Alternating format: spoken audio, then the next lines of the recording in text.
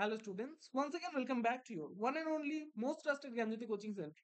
তো স্টুডেন্টস, আজকের ভিডিওতে আলোচনা করব তোমাদের ইউনিভার্সিটি অধীনস্থ তোমাদের ফার্স্ট সেমিস্টারে যাদের পরিবেশ বিদ্যা রয়েছে তোমাদের ফার্স্ট সেমিস্টারে, তাদের কিন্তু দ্বিতীয় অধ্যায় থেকে পুনর্ভব এবং অপুনর্ভব সম্পদের মধ্যে থেকে কিন্তু তোমাদের পড়তে হবে, ঠিক আছে?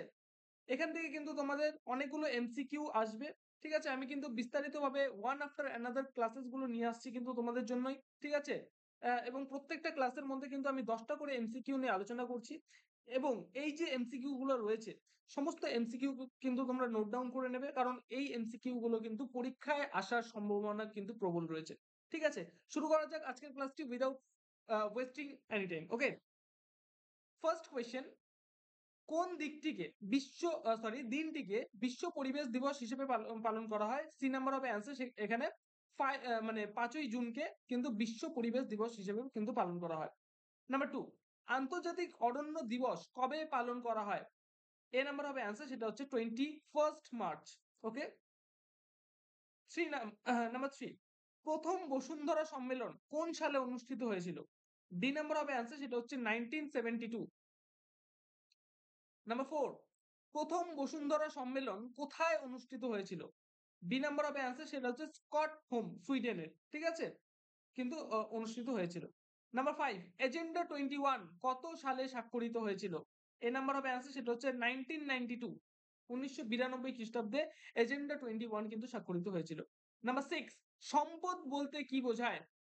এখানের মধ্যে থেকে বি নাম্বার হবে অ্যান্সার, ঠিক আছে? কোন বস্তু ও তার দ্বারা উপযোগিতা পূরণের ক্ষমতাকে কিন্তু সম্পদ বলা হয়, ঠিক আছে? নাম্বার 6, সম্পদের প্রধান শ্রেণী বিভাগ কি কি? সি নাম্বার হবে অ্যান্সার, সেটা হচ্ছে প্রাকৃতিক ও সাংস্কৃতিক সম্পদ। বোঝা গেল? নাম্বার 8,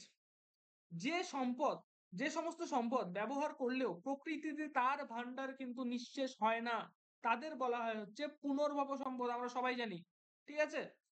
এবং নাম্বার 9 যেটা আছে, এটা কিন্তু opposite.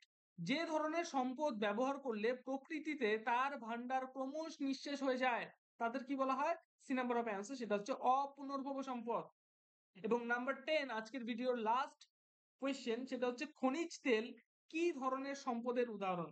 B number of answer, সেটা হচ্ছে অপুনর্ভব সম্পদের উদাহরণ হচ্ছে খনিজ তেল। তো স্টুডেন্টস, এই ছিল আমাদের আজকে 10টা এমসিকিউ, ঠিক আছে?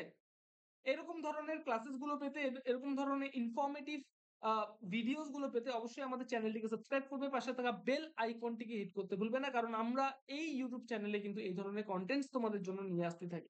তো স্টুডেন্টস, আমাদের সাথে যদি অনলাইনে যুক্ত হতে চাও, জ্ঞানজ্যোতি কোচিং সেন্টারের পক্ষ থেকে প্রোভাইড করা 100% কমন সাজেশন, হ্যাঁ 100% কমন সাজেশন যদি তোমরা পেতে চাও এবং নোটস পত্রগুলো পেতে চাও, অবশ্যই যোগাযোগ করো জ্ঞানজ্যোতি কোচিং সেন্টারের অফিসিয়াল দুটো হেল্পলাইন নাম্বারে, সেটা হচ্ছে 7076398606 নাম্বার অথবা 6295916282 নাম্বার। এই দুটো নাম্বারে আমাদের সাথে যোগাযোগ করতে পারো। তোমাদের যেটা টোটাল কোর্স ফি রয়েছে ফার্স্ট সেমিস্টারে, তোমরা যারা রয়েছে নর্থ বেঙ্গল ইউনিভার্সিটির অধীনস্থ, তোমাদের কোর্স ফি রয়েছে হচ্ছে 999 রুপিস। এবং অন্যান্য মানে ইউনিভার্সিটির অধীনস্থ তোমরা যারা পড়াশোনা করছো এবং এই ভিডিওটা দেখছো, এই দুটো হেল্পলাইন নাম্বারে কিন্তু তোমরা যোগাযোগ করতে পারো এবং সেখান থেকে কিন্তু স্যার ম্যামদের কাছ থেকে কোর্স ফিটা তোমরা জেনে নিতে পারো। স্টুডেন্টস, দেখা হচ্ছে আর একটা নতুন ভিডিওতে নতুন কোনো টপিকের সাথে। Till then, keep learning, keep exploring. Thank you so much.